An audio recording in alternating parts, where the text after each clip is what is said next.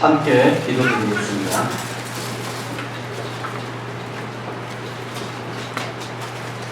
임마누엘에 계신 하나님 아버지 감사드립니다. 예배 가운데 함께하여 주심으로 정말로 감사드립니다. 이 시간 말씀 시간에도 주님께서 함께하여 주시옵소서. 우리의 마음을 주님께서 깨어나게 하시고 주님의 은혜 가운데 각 성도님들 마음 가운데 합당한 말씀으로 임하여 주옵소서. 이 시간을 갖기로 올 때 이 모든 것을 주 예수 그리스도 이름으로 감사하며 기도드리옵나이다.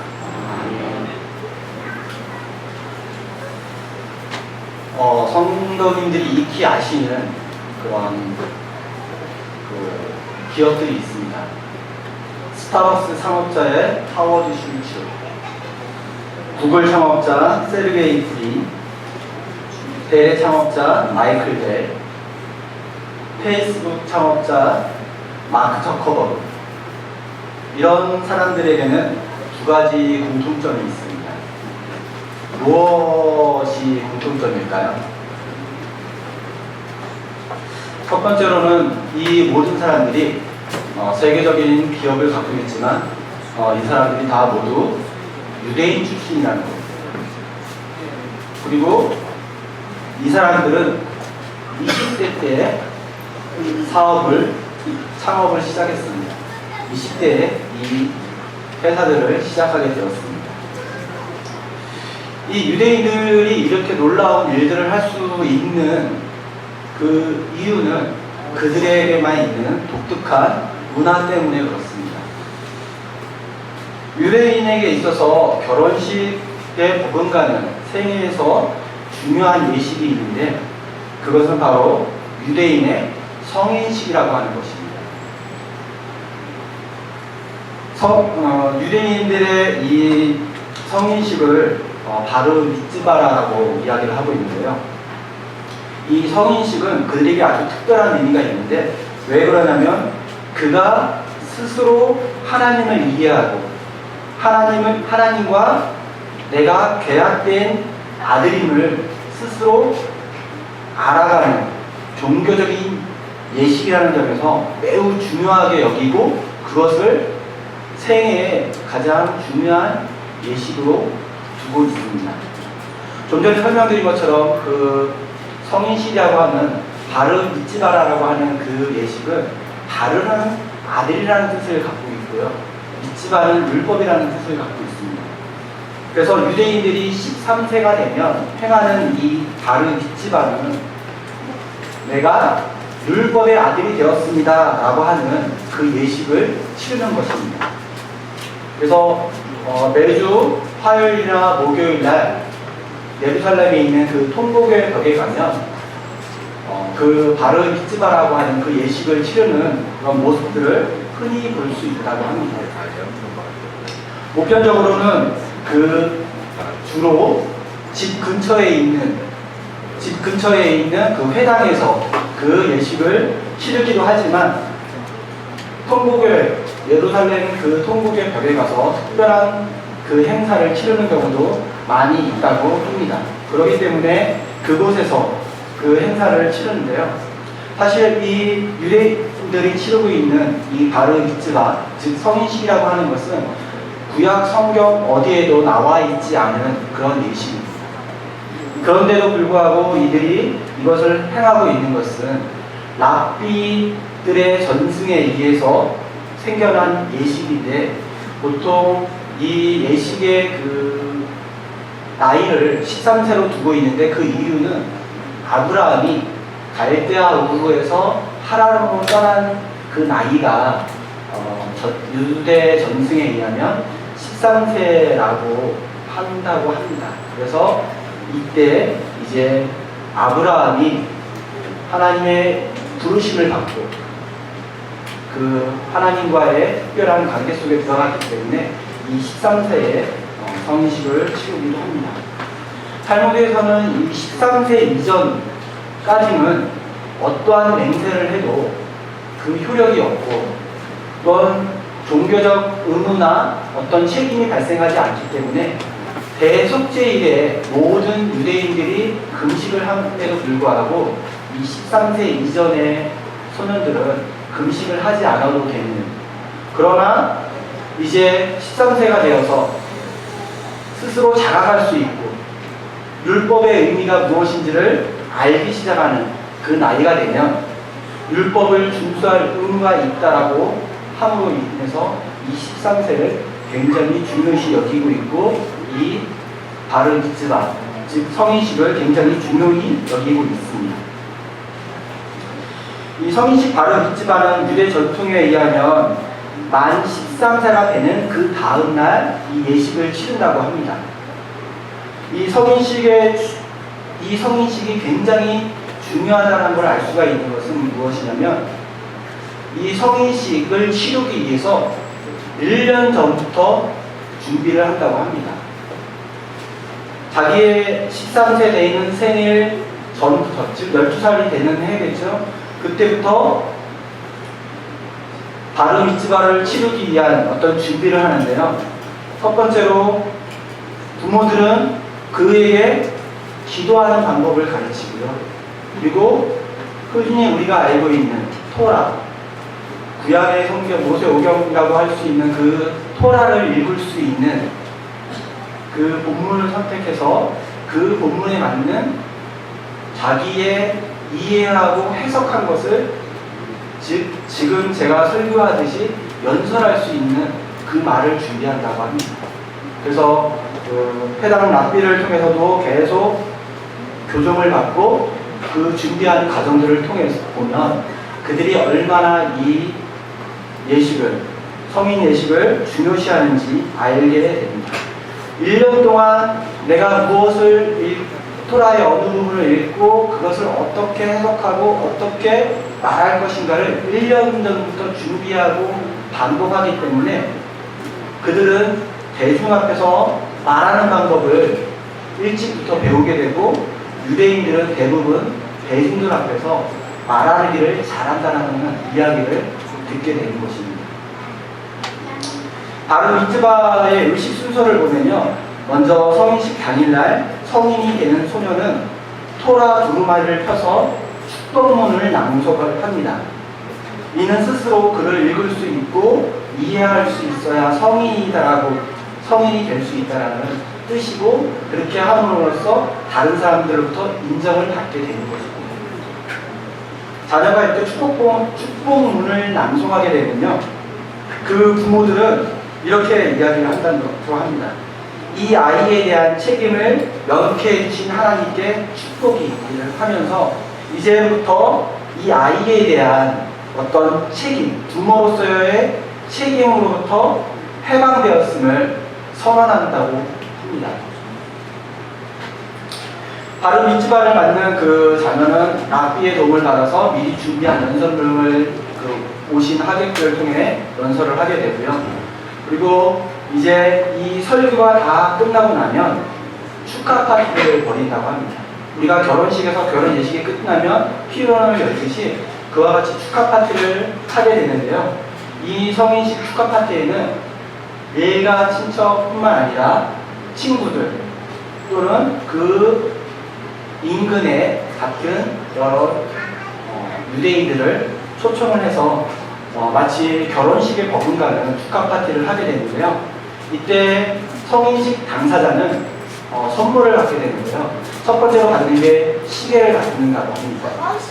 그 시계를 받는 이유는 시간을 낭비하지 말고 잘 쓰라는 의미에서 손목 시계를 선물로 준다고 합니다. 그리고 또 하나가 축의금을 받습니다. 그 성인식을 치르게 되는 그 당사자의 조부모나 또는 친인척들은 자신의 유산을 미리 물려준다라는 개념으로 상당한 금액을 축의금으로 주거나, 또는 그 인근에 같이 모였던 그 함께 한 유대인들은 대체적으로 1인당 한 200달러 정도를 축의금으로 그 소년에게 준다고 합니다. 그러면 통상적으로 그 중상층에 있는 그 유대인들, 성인식을 치르는 그 아이가, 그 소년이죠. 13세 된 소년이 그렇게 받게 되는 평균적인 그 금액은 약 4만 달러에서 5만 달러. 우리나라 돈으로 좀 환산해보면 한 5천만 원 정도 되는 거예요. 그러면 이 돈을 그 부모는 어떻게 하냐면요. 그 자녀의 이름으로, 자녀의 명의로 되어 있는 통장이나 채권이나 주식들을 사가지고 흔한 말로 묵혀두는 거죠. 그래서 그 아이가 13세 받았던 그 금액들을 자기 명의로 두었던 것을 흔히 말하는 밥상머리 교육이라고 하는 식사 자리에서 세계 경제, 주식의 흐름, 이런 것들, 물가 동향, 이런 걸 통해서 경제적인 부분들을 배워간다고 합니다. 그러면 그 아이가 대학생이 돼서 졸업할 나이가 되면 그 묵혀뒀던 돈이 대략 한 1억 원 정도, 1억 원 정도의 어떤 자금이 된다고 합니다. 그들은 대학교를 졸업할 때부터 종잣돈이 있어요. 그러니까 오늘날 우리나라 대한민국 청년들과 비교해보면 너무나 차이가 발생이 됩니다. 그래서 이 유대인들 청년들은 대학교를 졸업할 시점이 되면 우리나라 대한민국 청년들이 어느 기업을 가서 일을 할까, 어느 기업에 취업을 할까라고 고민하는 것이 아니라 그들은 내가 어떤 사업을 해서, 어떤 창업을 해서 더 부를 축적할 것인가, 이런 고민과 생각들을 하고 또 자기와 마음이 맞고 아이디어 가치관이 맞는 사람들을 찾는다고 합니다. 이런 청년들이 20대 창업해서 이루어낸 기업들이 지금 세계 인류 기업이라고 했던, 제가 아까 초반에 말씀드렸던 그런 기업의 창업자들입니다. 그런데 어느 날 갑자기 이런 창업자들이 자기가 만들어낸 이 세계적인 기업을 성도님들한테 드리면서 나와 함께 같이 동업해보지 않겠습니까? 우리 회사의 총책임자가 되어서, 즉 오늘날 말하는 것처럼 CEO가 되어서 이 회사를 좀 경영해 주십시오라고 맡기신다면 성도님들 마음에 어떤 마음이 드십니까?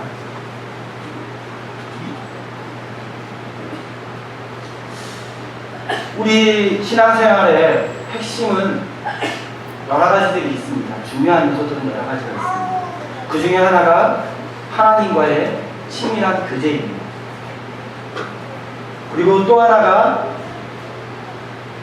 하나님과의 함께, 하나님이 무엇을 목적하고 계시고 하나님이 무엇을 행하시고 하나님이 계획하신 것이 무엇인지를 보고 나의 온 삶을 들여서 하나님의 그 일에 동참하는 동역자의 삶이 또한 우리 삶의 신앙의 핵심이 되는 것입니다.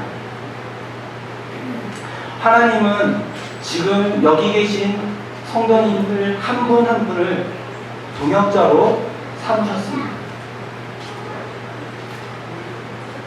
고린도전서 3장 9절 말씀에 한번 읽어볼까요? 같이. 고린도전서 3장 9절 말씀입니다.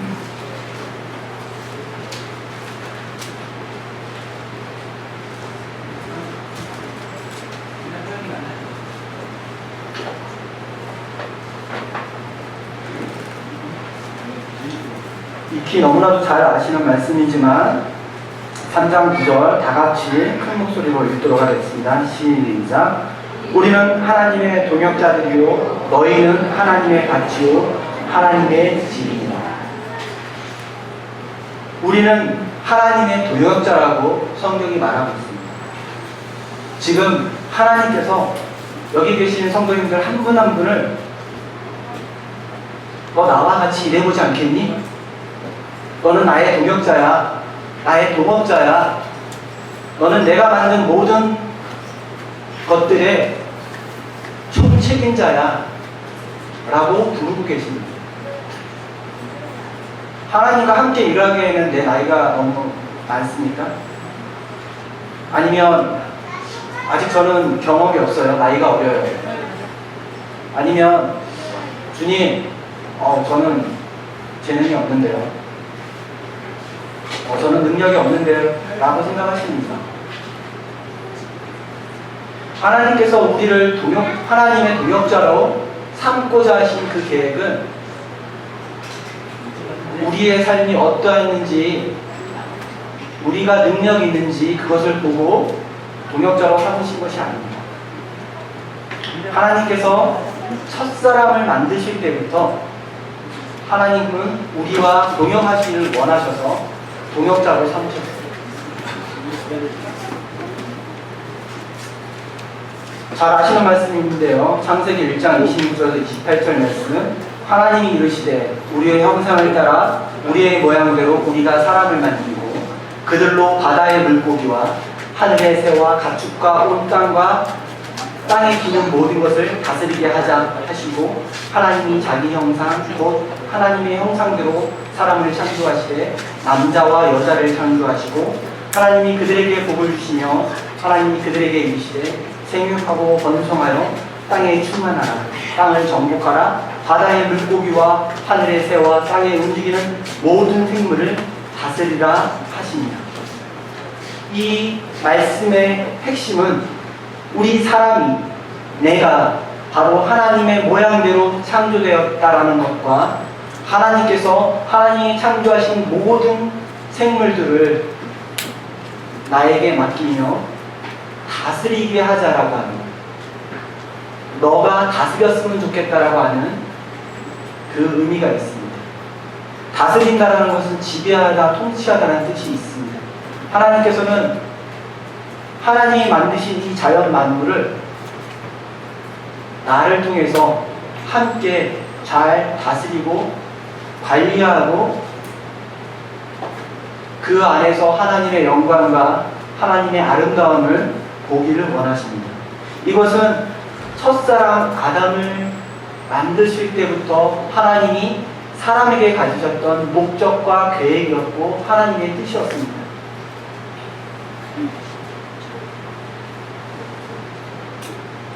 동역자라는 말은 동업자라는 말과 같습니다. 일반적으로 동업자는 재능과 시간과 재물과 노력들을 공동으로 투자해서 그 이익을 공동으로 분배하는 사람들을 가리키고 있습니다. 그러나 성경에서 말하고 있는 동역자는 세상에서 말하고 있는 그런 동역자와 또는 동업자와 그 의미가 다릅니다. 성경에서 말하는 동역자의 삶에는 중요한 두 가지 요소가 있습니다. 동역자의 삶에서 핵심적인 첫째 요소는 그 주도권을 하나님이 지고 계시다는 것입니다. 하나님이 주도권자이십니다. 하나님께서 모든 것을 주도하시고 하나님께서 모든 것을 계획하시고 하나님께서 모든 것들에 대해서 인도하시고 그 방법을, 그 길을 제시하고 계십니다. 그리고 그 일을 이룰 수 있도록 능력 또한 하나님께서 주시고 계십니다. 그래서 하나님께서 그 일을 이루시고 성취하시는 것입니다. 창세기에서부터 요한계시록까지 있는 그 성경에 나타나고 있는 모든 그 일들을 우리가 살펴볼 때 하나님의 능력이었고 하나님의 목적이 있었고 하나님의 계획이 있었고 하나님의 방법대로 했을 때만이 성취되었던 것을 볼 수가 있습니다. 하나님은 이 땅에서 하나님의 목적을 위해 사람들을 동역자로 삼으시되 하나님께서 모든 일을 주관하시고 주도하시고 또 하나님의 능력으로 모든 일들을 이루십니다. 하나님이 주도권을 잡으시고 일을 하시는 데 있어서 특별하게 보여주시는, 계시하시는 것이 있습니다. 그것이 첫 번째로 하나님의 목적이 무엇인지를 우리에게 계시해 주십니다. 하나님은 사람을 창조하실 때 하나님의 형상과 모양대로 창조하셨다고 하셨습니다. 그래서 하나님은 결코 사람들을 강제적으로, 억압적으로 하나님의 일에 동참케 하지 않습니다. 하나님의 모양과 형상대로 지어졌다라는 그 안에는 자유의지라는 요소가 있어서 사람들이 하나님의 목적을 알고 그 목적의 기쁨으로, 자원함으로 그 자유의지를 가지고 동참하기를 원하십니다. 그래서 하나님이 사람을 동역자로 불러내실 때 먼저 하시는 것이 하나님의 목적이 무엇인지를 보여주신다는 것입니다. 하나님께서 하나님의 목적이 무엇인지 계시해 주지 않으시면 사람은 하나님의 목적을 알 수가 없습니다. 그렇기 때문에 하나님께서 나를 통해서 나를 동역자 삼고 나와 함께 하시고자 하시는 일이 무엇인지를 보여주십니다.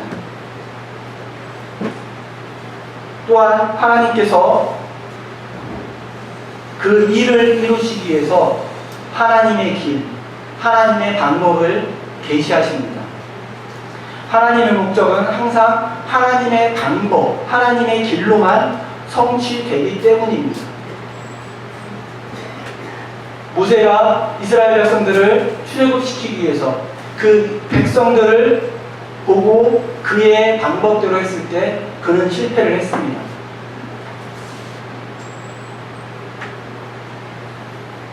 그런데 하나님께서 부르시고 그의 하나님의 목적을 보여주시고 모세에게 그 방법과 길을 다 알려주셨을 때 이스라엘 백성들은 출애굽을 하게 되고, 또한 여호수아를 통해서도 보면 가나안 땅을 정복할 때 하나님의 방법대로 했을 때만이 승리하고 그 땅을 차지하는 모습을 볼 수가 있습니다.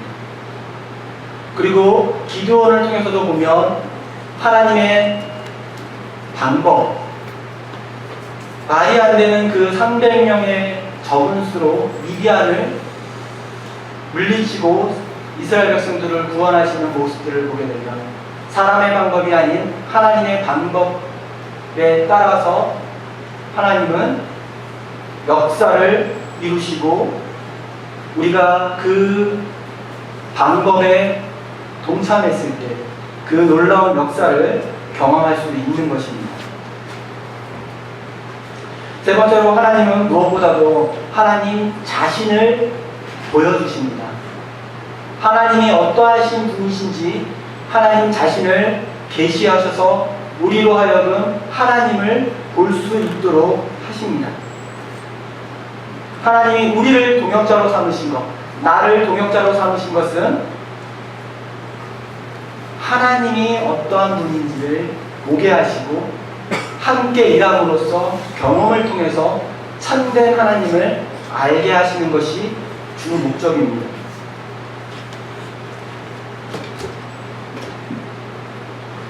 하나님께서 우리를 하나님의 동역 가운데 함께 하시는 것은 그런 일들을 하나님의 목적을 보고 하나님의 방법대로 일을 진행했을 때 하나님의 하나님 되심을 알 때 우리가 하나님과 더욱 친밀한 관계를 가질 수가 있고요.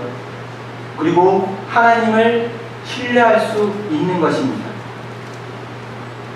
이 땅에서 하나님의 목적을 이루기 위해서 우리의 자원이나 우리의 방법이나 우리의 애씀으로 이루어질 수 있는 것은 사실은 없습니다.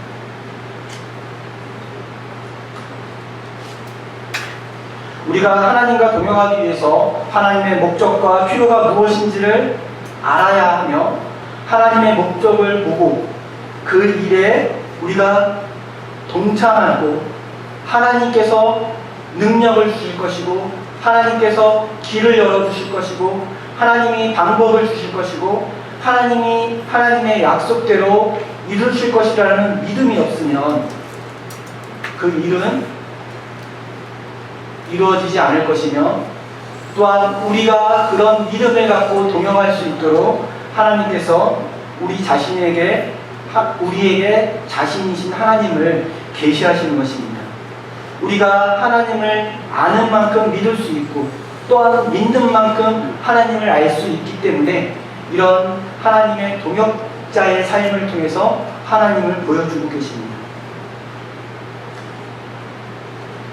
출애굽기 3장 말씀해 보면 이제 잘 아시는 내용이니까 찾지 않겠습니다. 미디안 땅 광야에 있던 모세를 하나님께서 불러내시는 그런 모습입니다. 떨기나무에 그 불이 사라지지 아니하므로 아브라함을 불러내시는데, 이때 보면 하나님께서 주도권을 가지시고 모세를 부르시는 하나님의 모습에서 좀 전에 말씀드렸던 하나님이 어떠한 분이신지를 자신을 모세에게 계시하시는 모습, 보여주시는 모습, 하나님의 목적이 무엇인지, 그리고 하나님이 어떠한 방법으로 모세에게 어떻게 일을 하라고 그 방법들을 낱낱이 알려주시는 그런 내용들이 보고 있습니다. 하나님이 모세를 광야 호렙산에서 처음 만났을 때, 그를 부르실 때 하나님은 모세에게 자신을 아브라함과 이삭과 야곱의 하나님으로 소개하시면서 자기의 그 일 행하심은 어느 날 갑자기 행하심이 아니라 아브라함 때부터 계획을 가지고 목적을 가지고 일해왔다라고 모세에게 말씀하고 계십니다.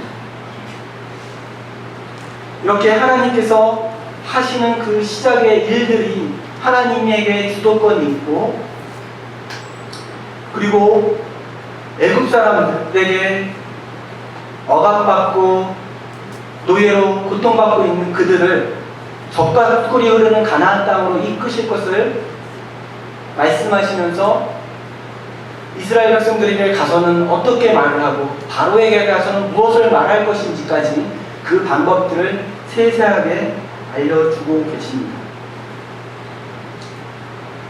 우리가 이렇게 출애굽기를 쭉 읽어 나가다 보면 하나님께서 계속해서 모세에게 하나님의 길, 방법들을 구체적으로 계시해 주셨고, 또 모세가 순종하였고 그때마다 하나님의 놀라운 능력들이, 또한 크신 일들이 이루어진 것들을 보게 되어지고, 하나님 되신, 하나님이 약속하신 그 일들에 대해서 얼마나 신실하게 지켜가시는 분이신지를 우리에게 보여주신 것을 볼 수가 있습니다.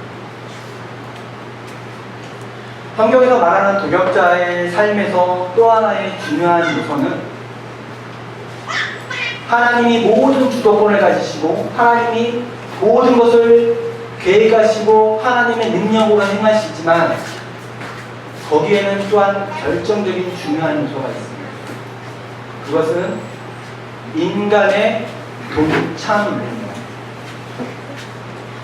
하나님께서 주도권을 잡으시고 하나님의 능력으로 하나님의 목적과 계획을 성취하시지만 하나님은 사람을 통해서 그 일을 이루십니다. 이것은 하나의 신비이고 놀라운 일이며, 또한 하나님께서 우리에게 베푸신 사랑의 표현입니다. 야고보서 5장 17절 18절 말씀 읽어드리도록 하겠습니다. 엘리야는 우리와 성정이 같은 사람이로되 그가 비가 오지 않기를 간절히 기도한즉 3년 6개월 동안 땅에 비가 오지 아니하고 다시 기도하니 하늘이 비를 주고 땅이 열매를 맺었느니라. 이 말씀의 내용은 북이스라엘 아합왕 시대에 있었던, 즉 열왕기상 17장 18장에 있는 내용의 말씀입니다. 하나님께서는 처음부터 엘리야에게 비가 오지 않을 것, 즉 가뭄이 있을 것, 기근이 있을 것을 말씀하셨고, 또한 비가 3년 6개월이 지나면 내릴 것을 말씀하셨습니다.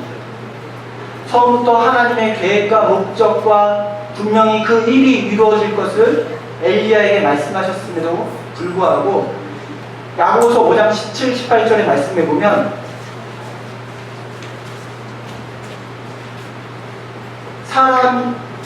엘리야는 우리와 성정이 같은 사람인데 그가 비가 오지 않기를 간절히 기도한즉 비가 오지 않았다라고 이야기하고, 다시 기도하니 하늘이 비를 주고 땅이 열매를 맺었다라고 이야기하고 있습니다. 이 말씀을 다시 해석해보면 엘리야가 기도하였기 때문에 비가 오지 않았고, 또 기도했기 때문에 비가 왔다라고 볼 수도 있습니다. 성경은 엘리야의 기도에 응답하셔서 비를 내렸다고 말씀하고 있습니다. 이 말은 엘리야가 정말 저희가 알고 있는 대로 끝까지 간절히 기도하고 기도하지 않고 중간에 포기했다면 아마 그 비가 안 내릴 수도 있다라고 생각하게끔 하는 말씀입니다. 엘리야가 하나님의 의도와 계획을 발견하고 그가 그 기도로 동참했을 때 어떤 자세를 취했는지 아시죠? 그가 실제로 얼굴을 양 무릎 사이에 넣고 7번씩이나 간절히 기도했다라고 말씀은 기록하고 있습니다. 그런데 얼굴을 양 무릎에 넣고 기도했다라고 하는 그 자세는요, 당시 임산부들이 애를 출산하는 그런 자세라고 합니다. 오늘날과는 다른 자세이지만 형제님들은 잘 모르고 저도 역시 잘 모르지만 이미 애를 낳으신 자매님들께서는 그 출산의 그 고통과 아픔과 수고가 얼마나 심한지 잘 아실 것입니다. 엘리야가 기도하는 그 기도의 모습은 바로 그와 같이 한 아이를 출산해내는 수고와 고통과 아픔이 있는 그런 기도였고, 하나님의 뜻을 이루기 위해서 인간의 그런 동참이 없으면 하나님이 계획하시고 목적하시고 이루고자 하시는 그 일이 어쩌면 변경될 수 있고 연기될 수도 있다라고 감히 추측을 해봅니다.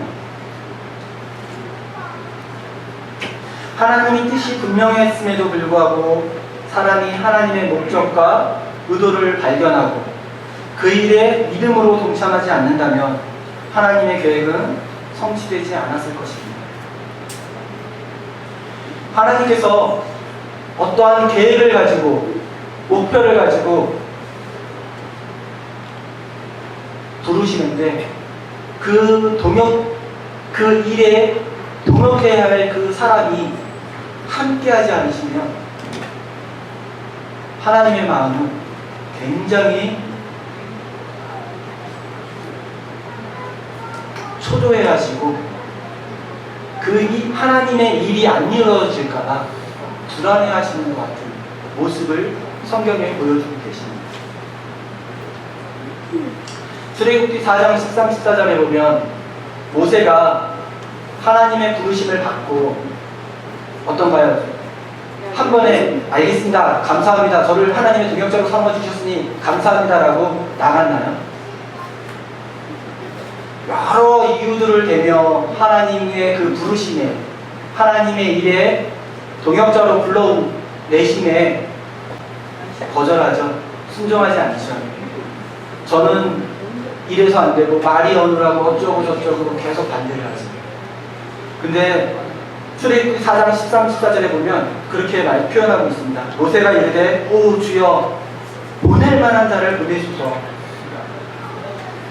그럴 때 말씀하시기를 여호와께서 모세를 향하여 어떻게 하셨냐면 노하셨다라고 이야기하고 있습니다. 하나님은 그런 모세에게 또 다른 동역할 수 있는 아론을 붙여주시면서 함께 하나님의 일에 동참하도록 콜링하고 계십니다. 부르십니다. 성경에 보면 처음부터 끝까지 하나님이 주도권을 가지시고 하나님의 주권과 하나님의 주권으로 그리고 인간의 자유의지가 나란히 같이 가고 있는, 그래서 동역의 삶에서 정확하게 이 두 가지가 조화를 이룰 때 하나님의 크고 놀라운 일들이 일어나는 것들을 보게 되어집니다.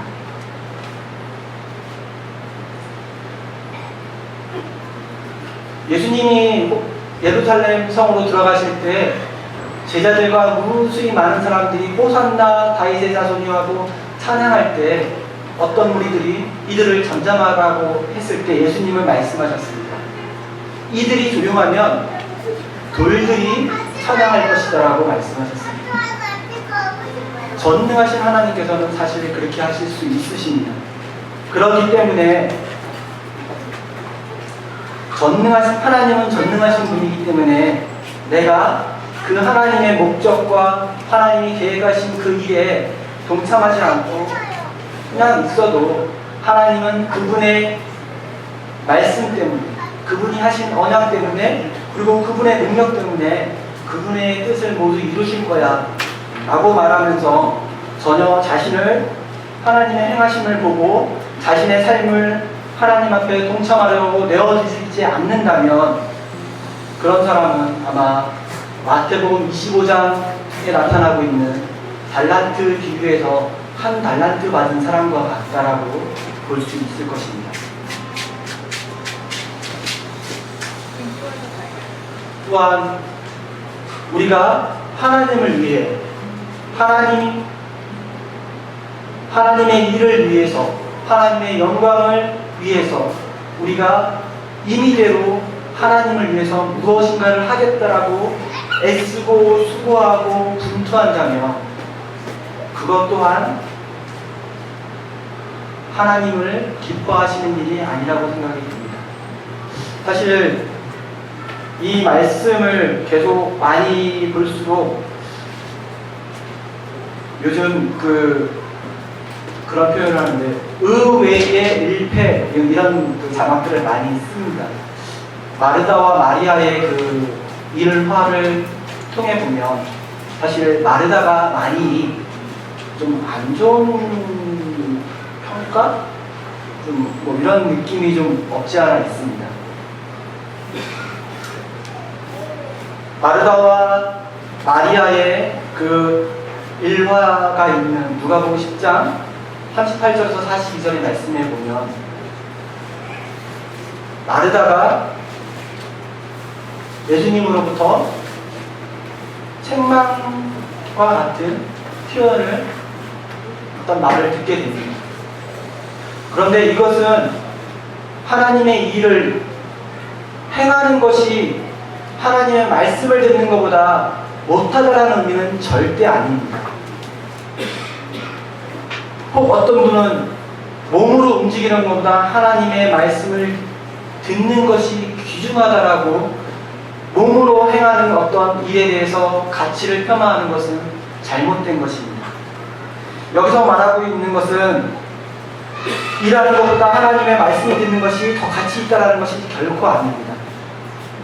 이것은 마르다에게 예수님이 하신 말씀은 하나님의 목적과 뜻과 하나님의 원하심이 무엇인지 모르고 자기의 인위적으로 자기의 열심으로 하나님을 위해서 행하는 그 모습, 그러므로 마음이 분주함으로 다른 사람이 나와 똑같지 않게 행동하는 것에 대한 비난과 원망과 시기에 대한 예수님의 질책입니다.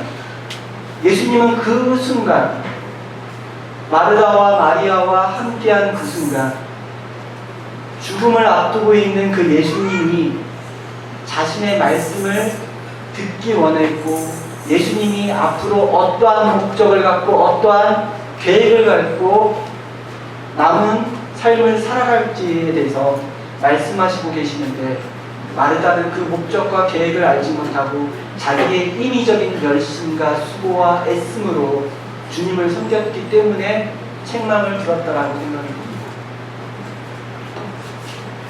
우리의 신앙의 핵심은 하나님과의 친밀한 교제이며 하나님의 목적과 행하심을 보고 순종함으로 하나님의 일에 동참하는 동역자의 삶입니다.